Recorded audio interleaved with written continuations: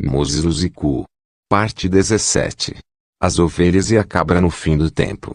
Houve uma visitação divina na terça-feira, 24 de julho de 2007. Neste dia, o próprio Senhor Jesus Cristo veio nos visitar na igreja. Ele foi acompanhado pelos arcanjos Miguel e Gabriel. Quando eles vieram, o Senhor começou a falar conosco sobre o arrebatamento da igreja. Eu vou repetir exatamente as palavras que o Senhor nos falou na igreja.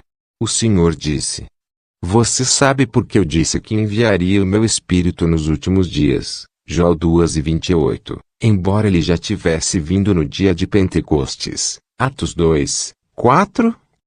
O Senhor disse: Está escrito que nos últimos dias derramarei o meu Espírito sobre toda a carne. Ainda sabemos que o Espírito Santo já veio no dia de Pentecostes.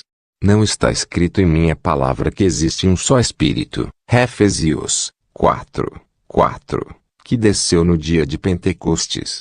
Então, por que vou enviar o meu Espírito novamente nos últimos dias, embora ele já tenha vindo? Jesus disse: Você tem que entender que nos últimos dias, quando o meu Espírito cair sobre o meu povo, o princípio do Pentecostes será repetido. Significa que o que aconteceu no dia de Pentecostes acontecerá novamente nos últimos dias. Será uma repetição. Quando o dia de Pentecostes chegou, os crentes estavam todos juntos em um só lugar em Jerusalém. Jesus disse: Isto é exatamente o que aconteceria no último dia. No último dia, o Espírito de Pentecostes fará com que o meu povo tenha a tendência de se reunir em comunhão. O Espírito Santo fará com que o meu povo tenha um espírito de coligação. Eles vão amar o encontro, como está escrito. Quão bom e agradável é quando os irmãos habitam em união. É como precioso óleo sobre a cabeça, escorrendo sobre a barba de Arão. Salmo 133. Jesus disse: A reunião é o Espírito de Pentecostes e nos últimos dias, eu derramarei o Espírito de Pentecostes em minha igreja novamente, que é a devoção de comunhão e coligação. Jesus disse: Nos últimos dias, o meu Espírito descerá somente sobre aqueles que são membros da igreja que é representada aqui pelo cenáculo. As pessoas terão a tendência de ter comunhão e estar na reunião da igreja. O amor da comunhão na igreja é representativo do Espírito de Pentecostes, que tem que descer para reunir as virgens sábias. Jesus disse-me, antes do arrebatamento, o Espírito de coligação animará o meu povo. A Bíblia diz: Eles se uniram constantemente em oração, junto com as mulheres e Maria, a mãe de Jesus, e com seus irmãos. Então o Senhor disse à congregação: Todos vocês devem pegar seus cadernos para escrever. Naquele dia, éramos 40 fiéis na igreja. Todos nós obedecemos à instrução do Senhor. Todos nós tiramos cadernos e canetas para escrever o conselho do Senhor. Então o Senhor nos instruiu a ler Mateus 25, quando o Filho do Homem vier em sua glória, todas as nações serão reunidas diante dele, e ele separará as pessoas uma da outra, como um pastor separa as ovelhas das cabras. Ele colocará as ovelhas à sua direita e as cabras à sua esquerda. Mateus 25, 31-33.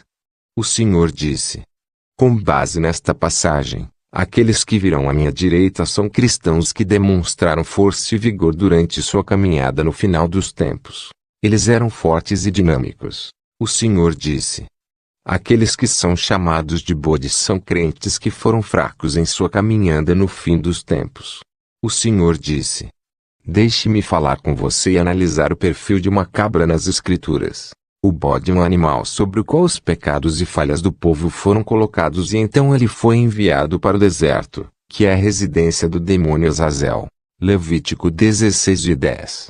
O Senhor disse: Esta é a imagem do cristão rebelde, que é teimoso e vive em fraqueza. Quem, apesar dos esforços que foram feitos para ajudá-lo a se arrepender e se purificar, ele ainda está falhando em responder a esses esforços, adotou a imagem de uma cabra. Esta é a imagem de um cristão que não tem raízes em servir a Deus e não tem igreja para servir como um membro. Este tipo de cristão se contenta com errância espiritual. Esta é a categoria de crentes de que o pastor desistiu, que estão vivendo como cabritos. Eles vivem vidas sem cumprir o propósito para o qual foram projetados. Eles são sem dúvida uma decepção do Criador e do desenhista. No entanto, o Cordeiro se manifesta em diferentes altares do holocausto.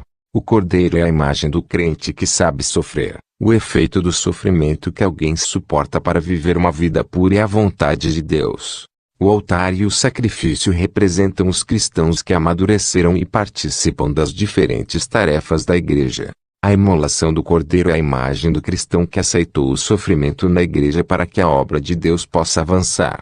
A ação de pegar o Cordeiro e queimá-lo no altar é a imagem do crente que é sofrendo no serviço de Deus na igreja, para que a obra de Deus seja excelente. Uma cristão que está fazendo a obra de Deus na igreja é uma figura de um cordeiro criado no altar e consumido no fogo. Ele estará entre os cordeiros que virão à direita do trono do Senhor nos últimos dias. Trabalhar na igreja significa que você aceitou suportar o sofrimento e o fogo do altar. O Senhor Jesus nos disse: não está escrito que eu te fiz um reino e sacerdotes. Ser um sacerdote significa participar da obra de Deus. Falhar em participar da obra de Deus significa que você não está cumprindo os deveres de um sacerdote. Reino e sacerdotes. E tu os fizestes reino e sacerdotes para o nosso Deus, e eles reinarão sobre a terra. Apocalipse 5:10. Assim o reino dos céus é para obreiros e servos.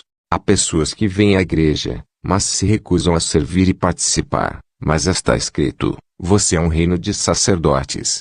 Eles não se encaixam no perfil do Cordeiro, que é levantado no altar do holocausto para o serviço na igreja, e suportar a dor pelas obras de Deus para avançar.